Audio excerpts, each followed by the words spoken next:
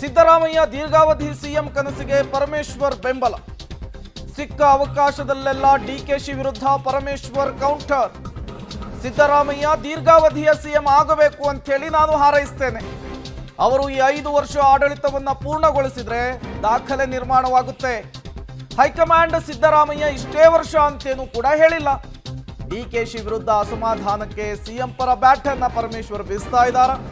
ಸಿದ್ದರಾಮಯ್ಯ ದೀರ್ಘಾವಧಿ ಸಿಎಂ ಕನಸಿಗೆ ಪರಮೇಶ್ವರ್ ಅವರು ಬಲ ತುಂಬುವಂತಹ ಕೆಲಸವನ್ನು ಮಾಡಿದ್ದಾರೆ. ಮುಖ್ಯಮಂತ್ರಿಗಳು ದೀರ್ಘಾವಧಿಯ ಅಂದರೆ ರಾಜ್ಯ ರಾಜಕಾರಣದಲ್ಲಿ ದೀರ್ಘಾವಧಿಯ ಸಿಎಂ ಆಗುವ ಆ ಮೂಲಕ ದಾಖಲೆ ಬರೆಯುವ ಇಚ್ಛೆ ಇದೆ ಅಂತ ನಿನ್ನೆ ಪಬ್ಲಿಕ್ ಯಾರು ಸಿಎಂ ಅವರ ಅರಸು ಅವ್ರಿಗಿಂತಲೂ ಹೆಚ್ಚು ಅವಧಿಯ ಸಿಎಂ ಆಗೋ ದಾಖಲೆ ಮಾಡೋ ಇಚ್ಛೆ ಇದೆ ಅಂತ.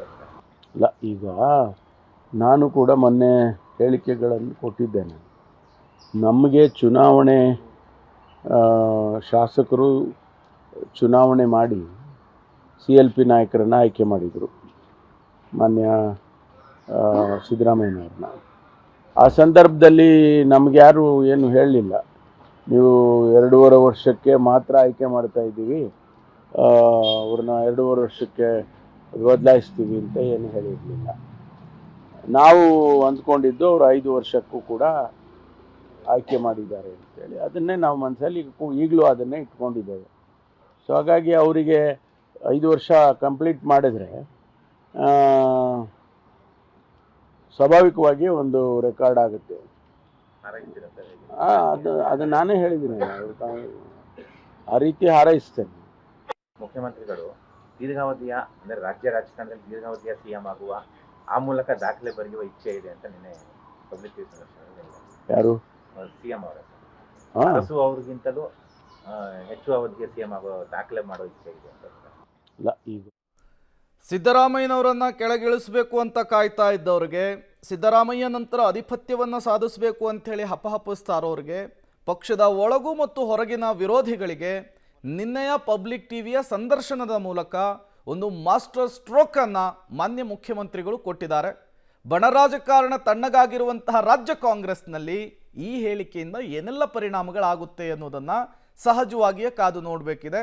ಕೇವಲ ಪೂರ್ಣಾವಧಿ ಸಿಎಂ ಮಾತ್ರ ವಿಚಾರವನ್ನು ಪ್ರಸ್ತಾಪಿಸಿಲ್ಲ, ಮುಂದಿನ ಸಾರ್ವತ್ರಿಕ ಚುನಾವಣೆಗೆ ನಿಲ್ಲುವಂತಹ ಇಂಗಿತವನ್ನು ಕೂಡ ಸಿಎಂ ಸಿದ್ದರಾಮಯ್ಯನವರು ವ್ಯಕ್ತಪಡಿಸಿರೋದ್ರಿಂದ ಸಹಜವಾಗಿಯೇ ಸಿಎಂ ಸಿದ್ದರಾಮಯ್ಯ ವಿರೋಧಿ ಬಣದಲ್ಲಿ ಒಂದು ರೀತಿಯ ನಡುಕ, ಒಂದು ರೀತಿಯ ಟೆನ್ಷನ್, ಒಂದು ರೀತಿಯ ನಿದ್ದೆಗೆಡಿಸುವಂತಹ ಪರಿಸ್ಥಿತಿ ಅಂತೂ ನಿರ್ಮಾಣವಾಗಿದೆ. ಇದನ್ನ ಸಿಎಂ ಸಿದ್ದರಾಮಯ್ಯ ವಿರೋಧಿ ಬಣ ಹೇಗೆ ಹ್ಯಾಂಡಲ್ ಮಾಡುತ್ತೆ ಅನ್ನೋದನ್ನ ಕಾದು ನೋಡಬೇಕಿದೆ. ಮತ್ತಷ್ಟು ಡೀಟೇಲ್ಸ್ ಅನ್ನು ಕೊಡ್ತಾರೆ ಸುಕೇಶ್, ನೇರ ಸಂಪರ್ಕದಲ್ಲಿ ಜಾಯಿನ್ ಆಗಿದ್ದಾರೆ. ಸುಕೇಶ್, ಪಕ್ಷದ ಒಳಗೂ ಹೊರಗೂ ಸಿಎಂ ಸಿದ್ದರಾಮಯ್ಯನವರ ಈ ಮಾತು ಅನ್ಡೌಟೆಡ್ಲಿ ಒಂದು ಮಾಸ್ಟರ್ ಸ್ಟ್ರೋಕ್ ಕೊಟ್ಟಿರೋದಂತೂ ಸುಳ್ಳಲ್ಲ. ಬಟ್ ರಾಜ್ಯ ಕಾಂಗ್ರೆಸ್ನಲ್ಲಿ ಬಣರಾಜಕಾರಣ ಬೂದಿ ಮುಚ್ಚಿದ ಕೆಂಡದಂತಿರುವಂತಹ ಈ ಸಂದರ್ಭದಲ್ಲಿ ಸಿಎಂ ಸಿದ್ದರಾಮಯ್ಯನವರ ಸ್ಟೇಟ್ಮೆಂಟ್ ಯಾವ ರೀತಿಯ ಪರಿಣಾಮವನ್ನು ಬೀರಬಹುದು, ಮತ್ತೆ ಬಣರಾಜಕಾರಣ ಈ ಹಗ್ಗ ಜಗ್ಗಾಟವನ್ನು ಮುನ್ನೆಲೆಗೆ ತರುವಂತಹ ಸಾಧ್ಯತೆ ಇದೆಯಾ ಈ ಹೇಳಿಕೆ ಅಂತ ಹೇಳಿ ಸುಕೇಶ್? ಪ್ರೇಮ್, ಒಂದು ಸ್ಪಷ್ಟ, ನಿನ್ನೆ ಮುಖ್ಯಮಂತ್ರಿಗಳು ಪಬ್ಲಿಕ್ ಟಿವಿಯ ಜೊತೆ ಮಾತನಾಡುವಂಥ ಸಂದರ್ಭದಲ್ಲಿ ಹೇಳಿದಂಥ ಮಾತಿನ ರಿಫ್ಲೆಕ್ಷನ್ಸ್ ಈಗಲೇ ಸ್ಟಾರ್ಟ್ ಆದಂತೆ ಕಾಣಿಸ್ತಾ ಇದೆ. ಇವತ್ತು ಇಬ್ಬರು ಸಚಿವರುಗಳು ಅದಕ್ಕೆ ಪ್ರತಿಕ್ರಿಯೆಯನ್ನು ಕೊಟ್ಟಿದ್ದಾರೆ. ಅವರು ಪೂರ್ಣಾವಧಿಯ ಸಿಎಂ ಅನ್ನುವಂಥದ್ದು, ಅಂದರೆ ಪವರ್ ಶೇರಿಂಗ್ ಒಂದು ಹಂತ, ಪವರ್ ಶೇರಿಂಗ್ ಇದೆಯೋ ಇಲ್ಲೋ ಅನ್ನುವಂಥ ವಿಚಾರದಲ್ಲಿ CM DCM ಮತ್ತು ಹೈಕಮಾಂಡ್ ನಾಯಕರುಗಳ ನಡುವೆ ಏನು ಮಾತುಕತೆ ನಡೆದಿದೆ ಅನ್ನುವಂಥದ್ದು ಕೂಡ ಪ್ರಮುಖವಾಗುತ್ತೆ. ಅದು ಒಂದು ಭಾಗವಾಗಿದ್ದರೆ, ಪವರ್ ಶೇರಿಂಗ್ ಬಂದರೆ ಬೇರೆ ಅಥವಾ ದಲಿತ CM ಸೇರಿದಂತೆ ಬೇರೆ ಬೇರೆ ಆಪ್ಷನ್ಗಳನ್ನ ಮುಂದಿಡುವಂಥ ಪ್ರಯತ್ನವನ್ನು ಕೆಲವು ಸಚಿವರುಗಳು ಮಾಡಿದರು.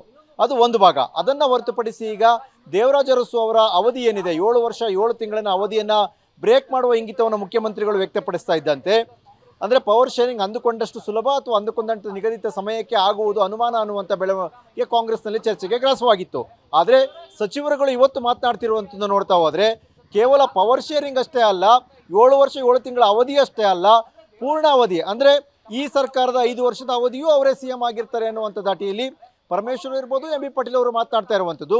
ಅಕಸ್ಮಾತ್ ಪವರ್ ಶೇರಿಂಗ್ ಚರ್ಚೆ ಬಂದರೆ ಪವರ್ ಶೇರಿಂಗ್ ಪ್ರಶ್ನೆಗಿಂತ ಪ್ರಮುಖವಾಗಿ ಈ ಸಂಪೂರ್ಣ ಅವಧಿಯ CM ಅನ್ನುವಂಥ ಹೊಸ ಅಸ್ತ್ರವನ್ನು ಹೂಡ್ತಾರ CM ಆಪ್ತವಲಯ ಅನ್ನುವಂಥ ಪ್ರಶ್ನೆಯನ್ನು ಉದ್ಭವಿಸುವ ರೀತಿಯಾಗಿ ಬೆಳವಣಿಗೆಗೆ ಕಾರಣ ಆಗ್ತಾ ಇರುವಂಥದ್ದು.